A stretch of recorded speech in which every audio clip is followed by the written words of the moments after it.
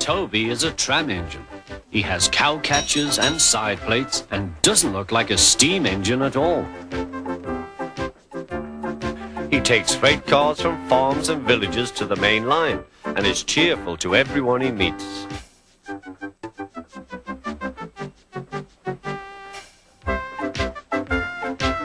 He has a coach called Henrietta, who has seen better days. It's not fair at all, she grumbles, remembering she used to be full and 9 cars would rattle behind her.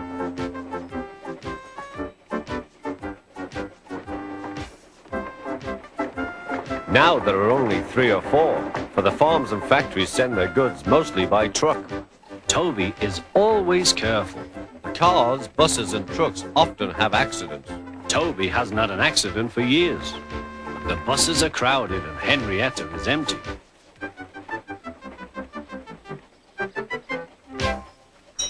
A lady in a Stout Gentleman stood on Toby's platform. He was, of course, a Topham hat, but Toby didn't know this yet. "Come on, Grandfather," cried the children. "Do look at this engine." "That's a tram engine, Stephen," said Sir Topham Hatt. "Is it electric?" asked Bridget. "Whoosh!" hissed Toby.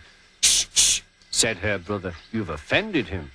"But trams are electric, aren't they?" "They are mostly, but this is a steam tram." "May we go in it, Grandfather? Please?" "Stop," said Sir Topham Hatt to the conductor. They all scrambled into Henrietta. "Hip, hip, hooray!" chanted Henrietta. But Toby did not sing. "Electric indeed! Electric indeed!" he snorted. He was proud of being a steam train. "What is your name?" asked Sir Topham Hatt. "Toby, sir." "Thank you, Toby, for a very nice ride." "Thank you, sir," said Toby.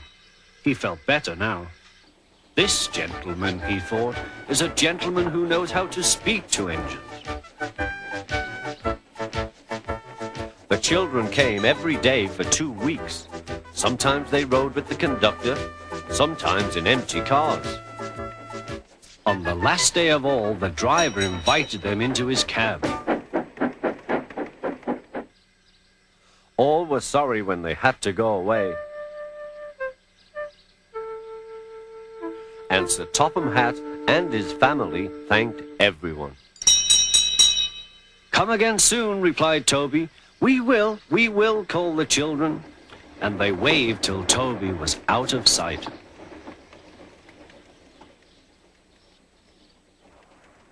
The months passed. Toby had few cars and fewer passengers.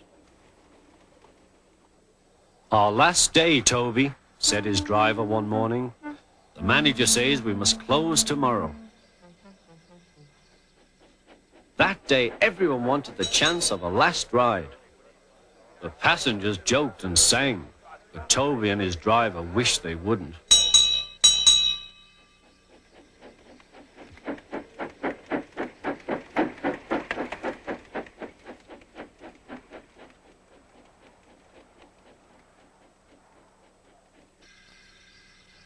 "Goodbye, Toby," said the passengers afterwards.